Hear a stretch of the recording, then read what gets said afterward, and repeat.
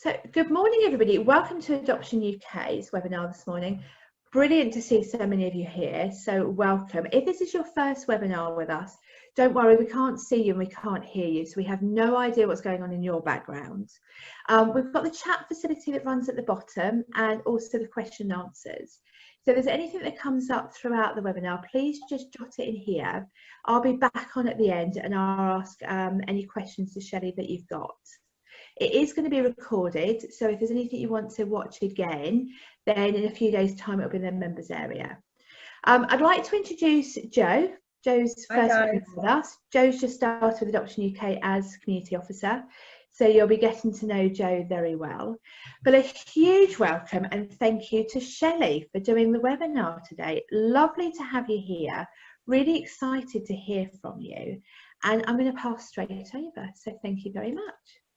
Thank you so much, Claire. Hi, everyone. Thanks for giving up your time to be here today, and those of you that are catching up on the recording, hello as well.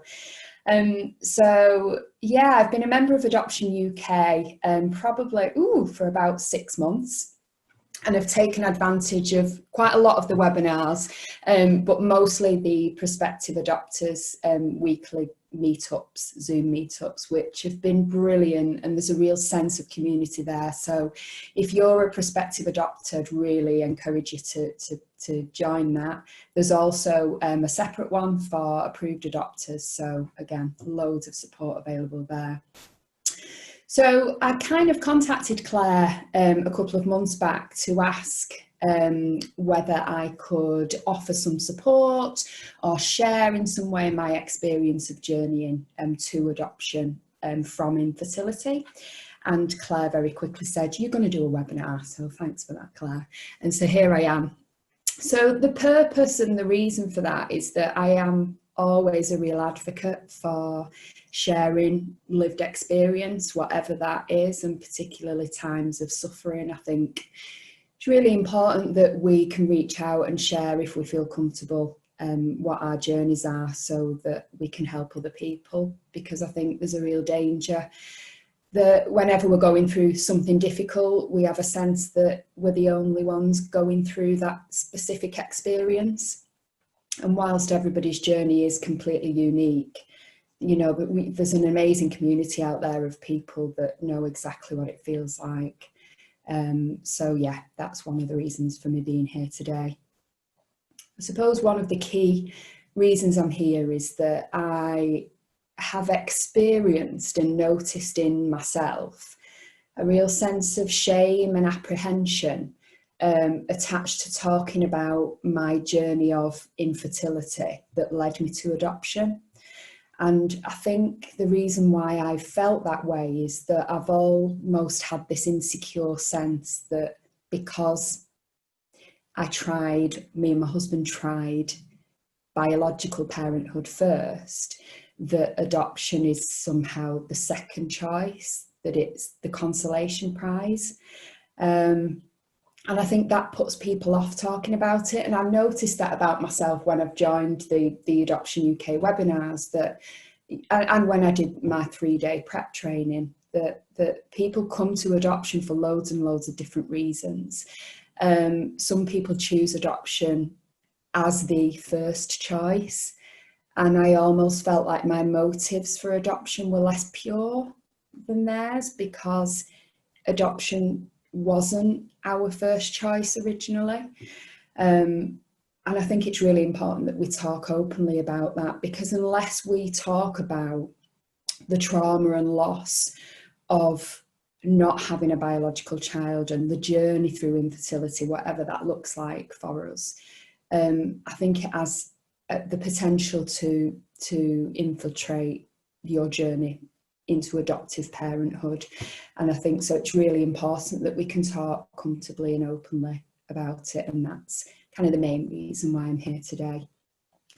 So I wanted to talk as well about the emotional journey that I've been on to adoption from infertility, because we were asked at panel, I probably should tell you that we have recently been approved.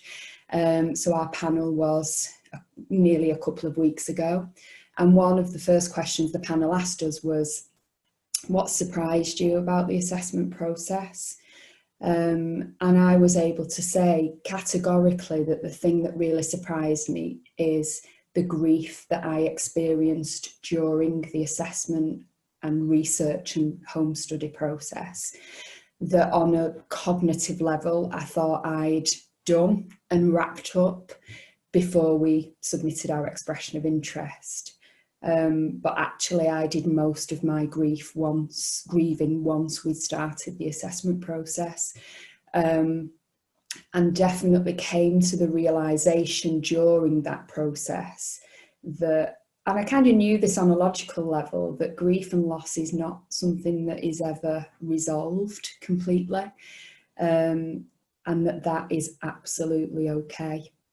And I think I understand why the kind of agency stance on having a break of around 6 months is the average, from finishing fertility treatment or attempting to conceive naturally, whatever that looks like, to starting the adoption process. I think I understand the need for a break. I'm a little bit of a cynic around the inflexibility of that. I think it's slightly rigid to assume that people grieve in a kind of linear way and in a 6-month period.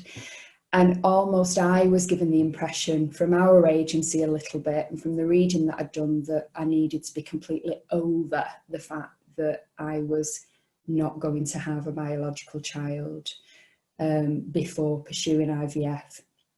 And so my message today is that I think the raw loss and grief needs to be worked through before you start the adoption process. But I don't think there's such a thing as being over it, and I think that's okay. And I think you've got to be able to be honest about that when you talk to your social worker around your motivations to adopt. And I was very honest about grief and loss being an ongoing process for me that would probably be with me for the rest of my life, and that is healthy and fine, and doesn't mean that I'm not ready to become an adopted mum.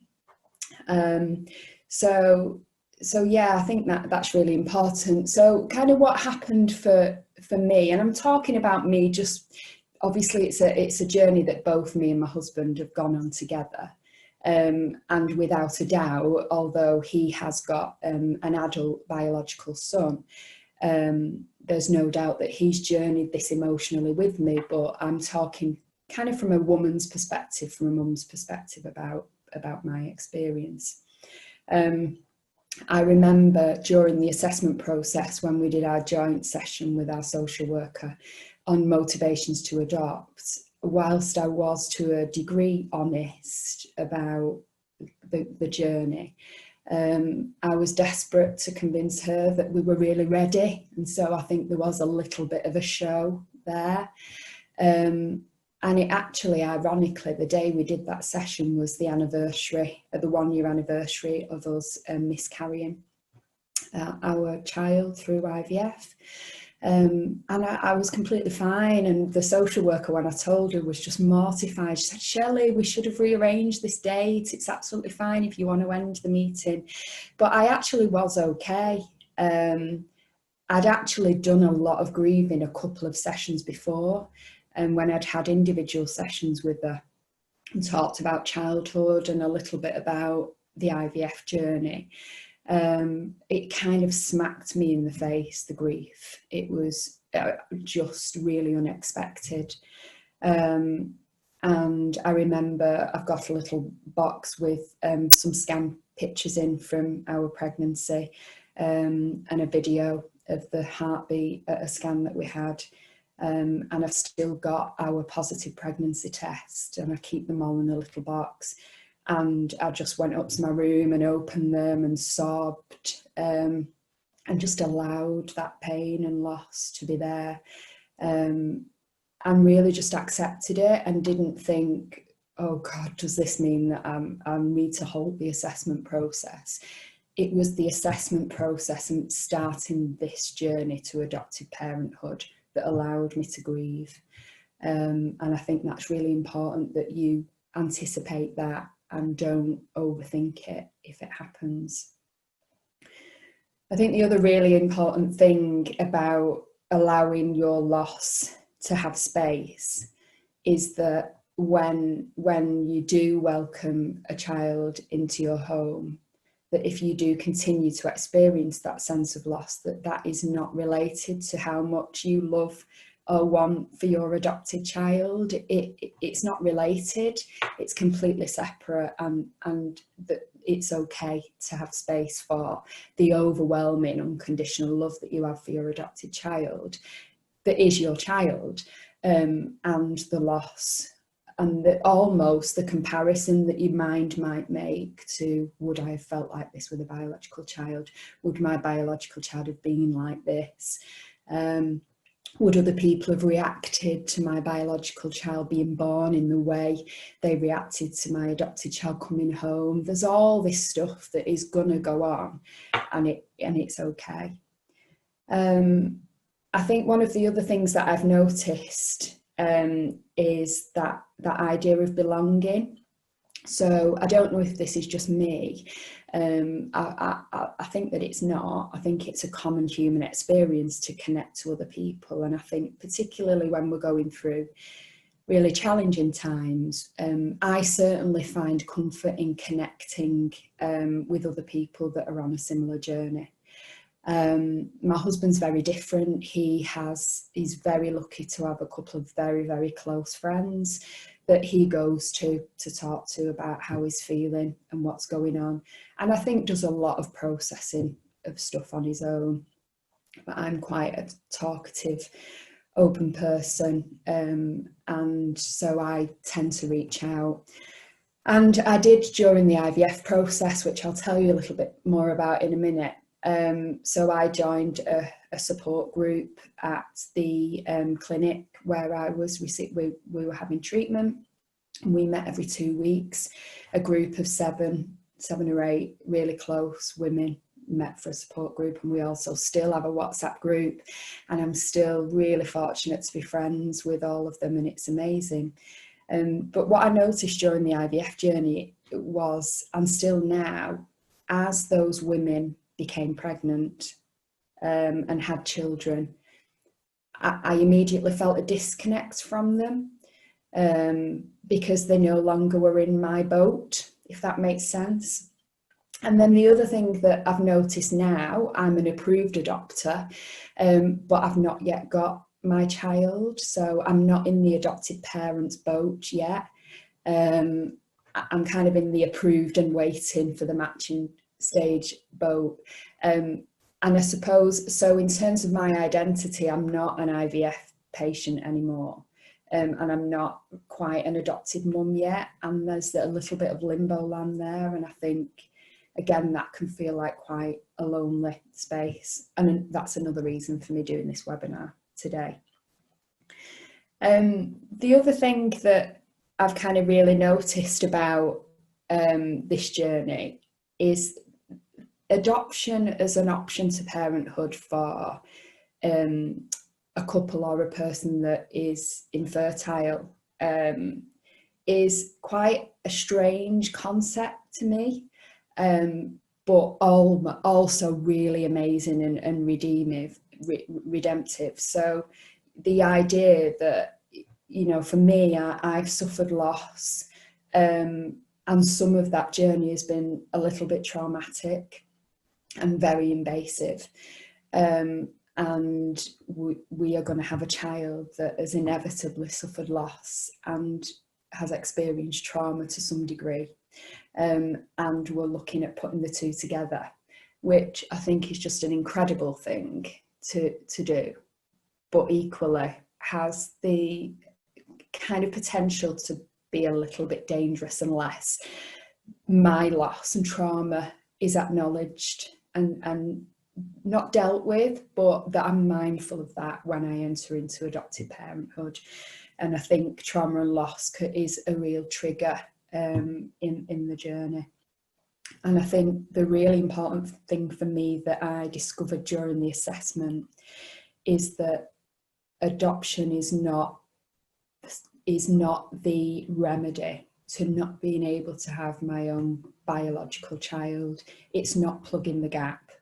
It's not healing the wound. It's just the option that we've chosen to become a family. And it's a different option, and it's as valid an option, but it's not a replication, and it's not a replacement. And that for me was the real shift. It's not about that didn't work, so I'm going to fix it with adoption, if that makes sense.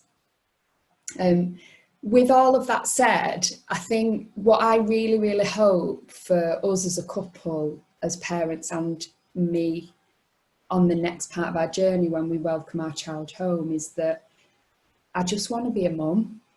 I don't want to be a biological mum or an adoptive mum. I just want to be a mum.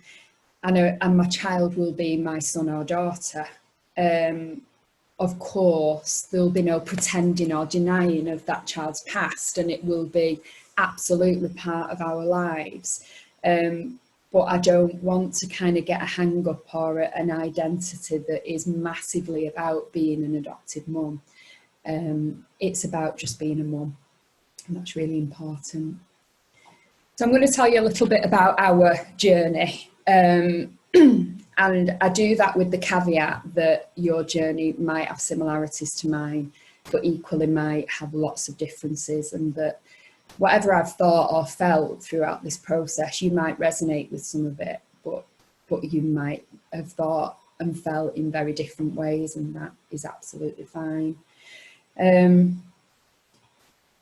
I've met lots of women on the IVF journey, and I think we all have very different and some shared struggles with the kind of battle with Mother Nature, if you like. For a lot of the women I've met, the need to have a genetically linked child has been really important to them. Most of the women I've met have had a really innate need to grow and carry a baby. Now, for me, pregnancy has never massively appealed to me. I've experienced it. It was only for a few weeks, and it was incredible. But I also felt utterly awful physically.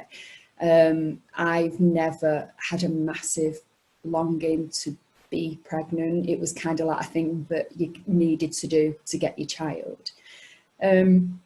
And in terms of the genetic link, yeah, I mean, donor treatment was never an option for us. It was just not something that was right for us. I kind of always had the sense that if we couldn't have a biological child that was linked biologically to both of us, then adoption would definitely be the route. But I know that that's a very, very individual choice. Interestingly for me, the hardest part of IVF, I'm trying to conceive naturally before that, was the lack of certainty and the lack of control. You can go at this thing with all of your might and all of the physical and emotional sacrifice without any guarantee of anything at the end of it. And for me, that was just torturous, really, really hard. And then the other thing that I really, really found painful was that I didn't feel like I belonged, like I was faulty. Like, it's the most simple, natural thing in the world for your body to be able to reproduce, and we can't do it. And it just, that the sense of detachment from all the people in your life that's worked for is just a really lonely, isolated experience. So yeah, for me, lack of control and the not belonging were the most difficult things for me. So Eddie and I got married nearly 5 years ago, and then we kind of knew that because of our ages, it might take us a little bit longer to conceive, but we tried naturally for about a year with no success. And I have to say that that year was, out of all of the IVF process, the miscarriage, the adoption assessment process, that year of trying to conceive naturally was the hardest part of this whole journey. Anyone that tells you that it's just have fun, enjoy practicing, it's just damaging to your relationship, it's heartbreaking, it's destructive, it's obsessive, just soul destroying. So when we were told by the IVF clinic that it ain't going to happen for you guys naturally, and that we both had some issues with our fertility, it just felt such a relief and a sense of sadness that we'd naively been trying for 12 months and it was never going to happen. So at that point we were like really confident, because the IVF specialists were like, right, this is what's wrong, it's not unexplained, we know what the issues are, and this is what we're going to do to fix it. And we were just like, great, that's what we need to do. And then I joined the support group and heard from these women that had been journeying IVF, some of them for years, and just thought very naively, gosh, these are really unlucky women, because, you know, it's going to be fine. We're going to fix this and it's going to be okay. Little did I know. So yeah, so I won't go into detail, because you probably hear because you've journeyed IVF and you know for yourself the ins and outs of it.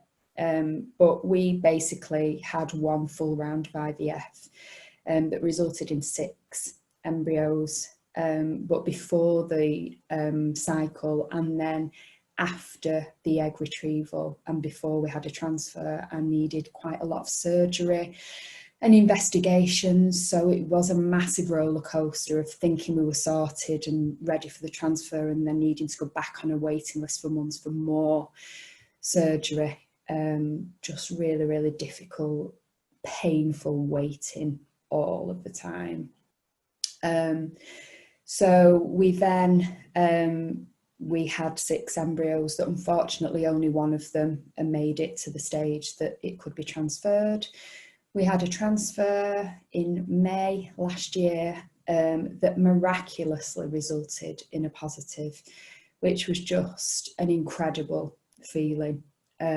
Just felt like everything fell into place. My body's worked. I knew this was meant to be. You know, we told quite a lot of people, you know, my mum was overjoyed. Finally, I just belonged in that friendship group with all of my friends that had children. And, you know, we're already talking about what pram to have and comparing morning sickness, and just an incredible feeling to feel like you belong. And then sadly, at about 8 weeks, we lost that baby. Yeah, really, really difficult. And I'm not going to go into detail about that, but incredibly painful experience. But something really strange happened very shortly after that miscarriage. I always knew that for my husband, adoption had been on the radar. And when we first met and had the fairy tale discussion about, oh, what will our life be like as we build a family, we naively talked about, well, we'll have one of our own and then we'll adopt. So adoption was always there in the background, and definitely something that we wanted to look into, however our journey panned out. But we kind of very quickly after the miscarriage sat down and talked about next steps. And both, thank God, were on the same page in that we were done with IVF. Yeah, we'd only given it one go, but the battle with Mother Nature was over for me. I just couldn't do it again. I needed to know that I was going to be a mum, whatever route that needed to take, and IVF just wasn't going to give me that guarantee. And we were both getting older, and we already knew what the first round had done to us emotionally. I'd met women who I'd seen go through several rounds and seen what it had done to them and to their relationships, and just didn't want to go there again. So within a week or so of that loss, we'd made the decision to stop. And I think I actually grieved the IVF process because it is very invasive, but you've got lots of people monitoring you and watching you and asking how things are going. And suddenly I was making the decision to take all that away from me. And that felt quite disconcerting. So I threw all my meds away, all my paperwork that I'd written, all my injections out on, that was like my little souvenir, threw away. Told everybody that we weren't going again, which was received by most people, sadly, with real pity.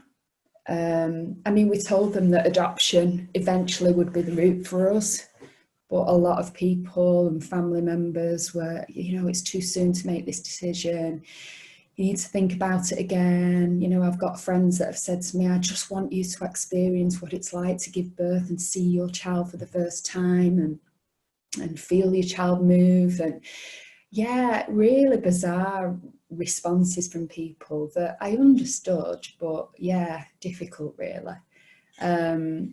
Yeah, so that was a really strange time. But I felt very sure that it was time to move on.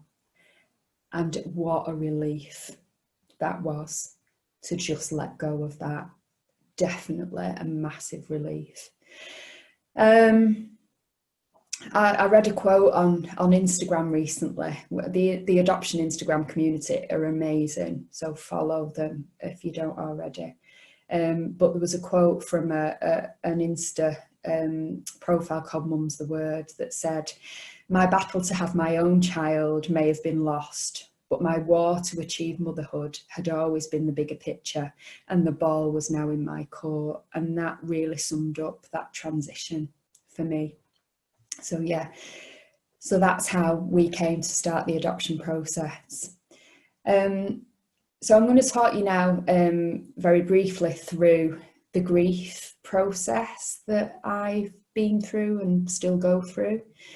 You've probably all come across the stages of grief, which I think can be quite unhelpful, really. I think because they're probably misunderstood, they're probably interpreted as kind of a linear process that you should go through.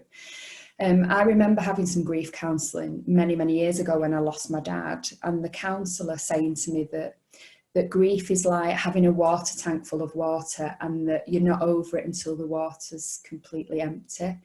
And actually, on reflection, that's really unhelpful because I think there's always going to be water in the tank, and that's all right. I suppose what you want to get to before you start the adoption process is that your tank's not overflowing, but that you can see it slowly going down. So yeah, the stages of grief for me are kind of like all over the place, and I still journey through a lot of them now, but I'm just going to take you through a few of them and just be brutally honest about some of the things that I've thought, and I'm going to be brave in sharing them because some of the thoughts that I have had and feelings I had are probably a little bit questionable, but I'm okay with that, and I just hope they help you. So denial. So this is definitely at the beginning of the assessment process, and sometimes still now, I definitely go through some denial. So some of the things that I've thought is I'm doing all this reading about trauma and loss, and about the challenges that adopted children may face, but maybe that won't be our child. If we get a child young enough, maybe. I know I'm reading a lot about early loss and in utero trauma, but maybe our child will be okay. And then once the child's home, they'll instantly feel like our child, and definitely will, and that it'll be fine. And then kind of denial comments from other people that I know I've just got to learn to accept through this journey.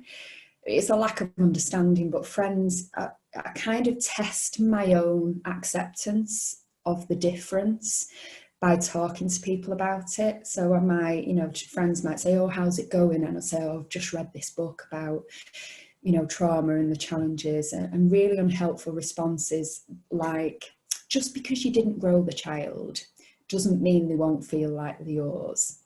or the child won't know any different because you didn't grow them. And behavioural challenges and things like that can happen to any child. It's nothing to do with them being adopted.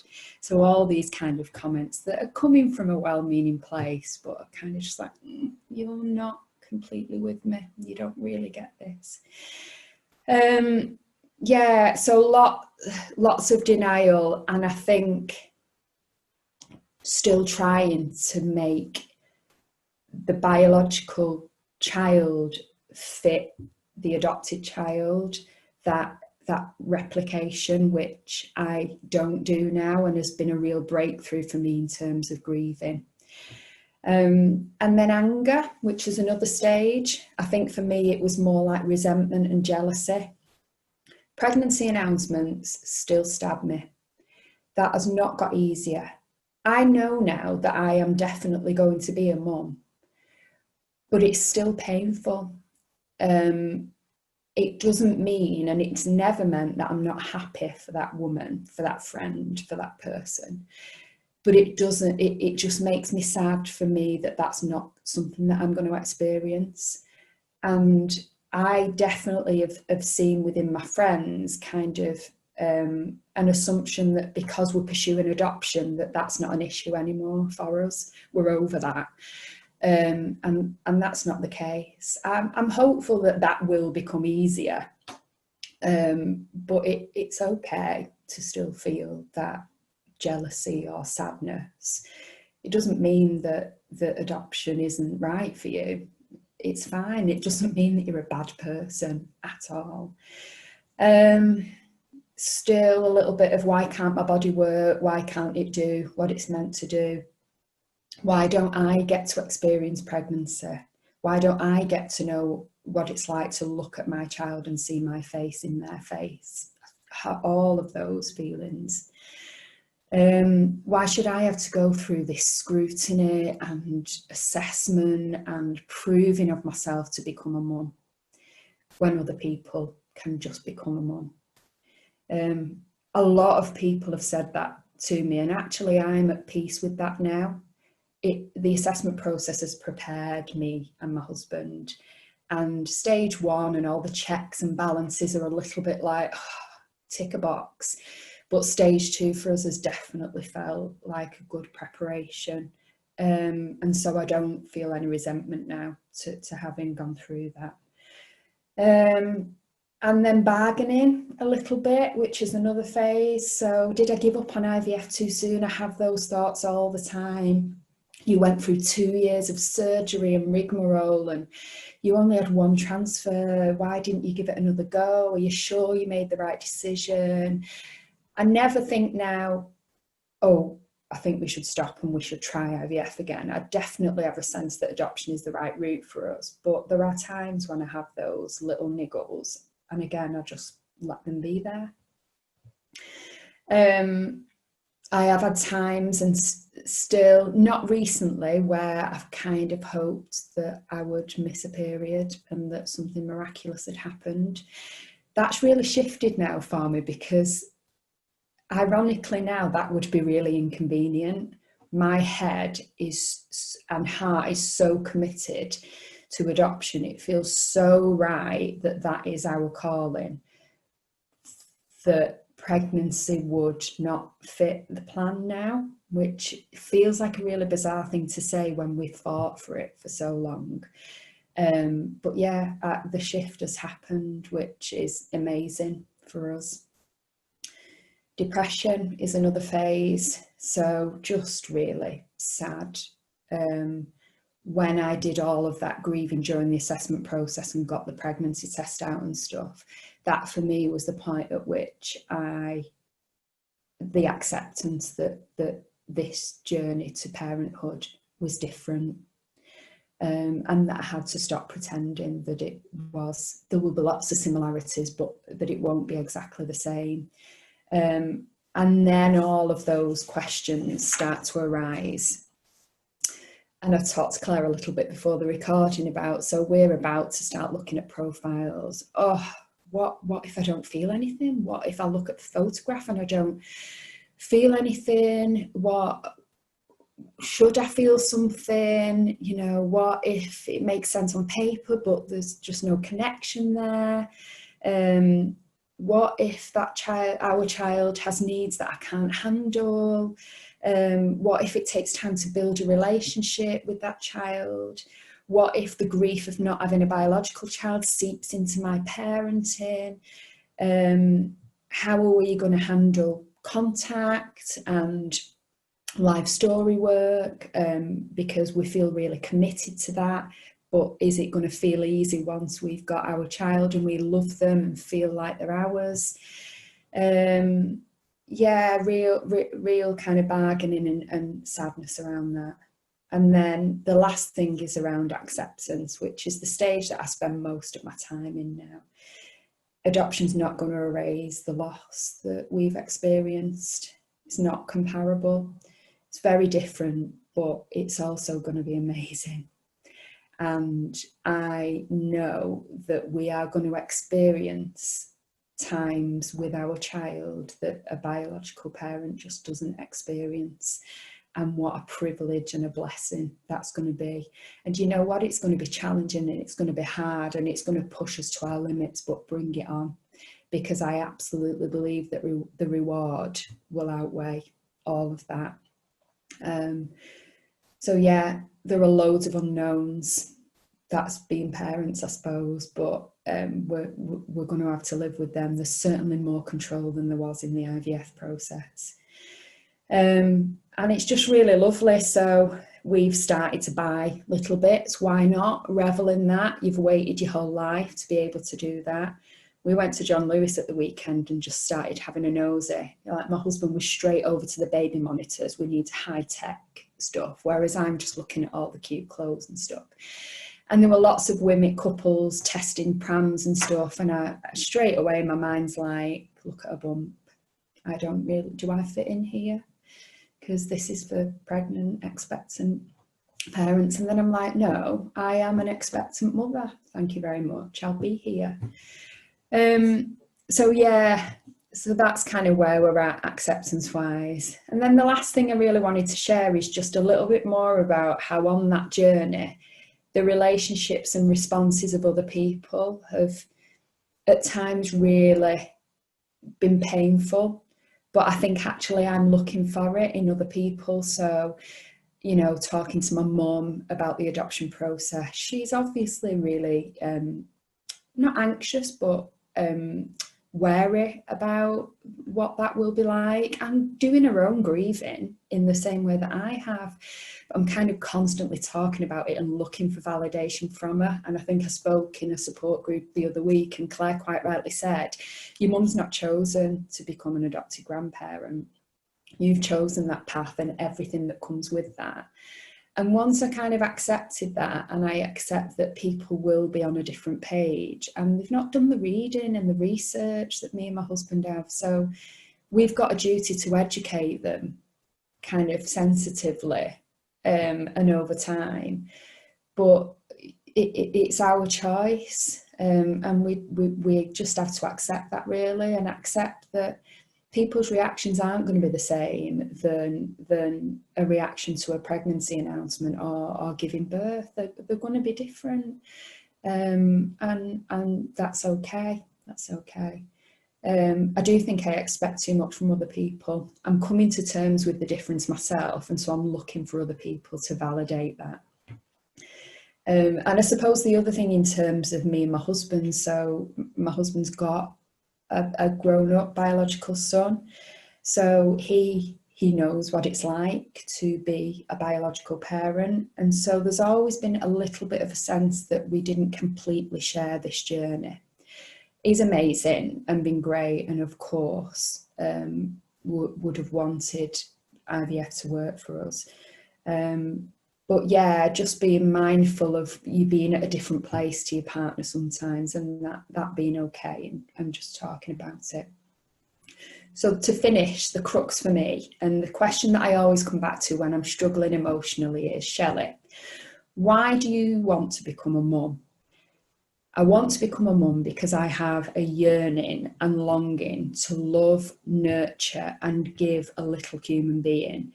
a lifelong security, and help them to grow.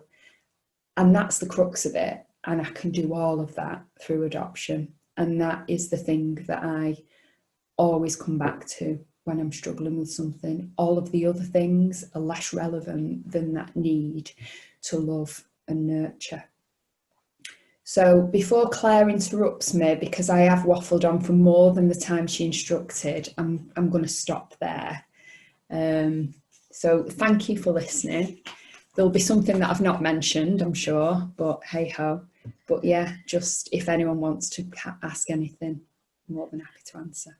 Hi Shelley, thank you so much. Listening to your story, you gave with such honesty. And I think, you know, very grateful that you've chosen to share that with us, because I know it'll help others. And I know from my sitting here listening that I was nodding along to a lot of it. Yeah, and as Jo said, she was as well. So thank you. I think it's a very common journey that we never get the opportunity to talk enough about. And bring it out. So really do appreciate you stepping forward today and doing the webinar for us. So thank you.